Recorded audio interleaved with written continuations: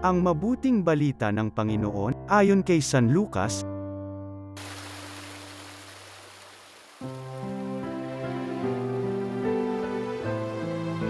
Noong panahong yun, sinabi ng Panginoon, sa ano ko nga ihahambing ang mga tao ngayon?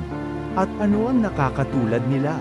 Katulad sila ng mga batang nakaupo sa plaza at sumisigaw sa kanilang mga kalaro. Tinugtugan namin kayo ng flauta, ngunit hindi kayo sumayaw. Nanambitan kami, ngunit hindi kayo tumangis. Sapagkat naparito si Juan Bautista na nag-aayuno at hindi umiinom ng alak, at sinasabi ninyo, inaalihan siya ng demonyo. Naparito naman ang Anak ng Tao, na kumakain at umiinom tulad ng iba, at sinasabi ninyo, masdan ninyo ang taong ito. Matakaw at naglalasing, kaibigan ng mga publikano at ng mga makasalanan.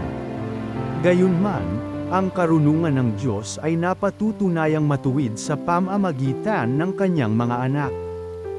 Ang mabuting balita ng Panginoon.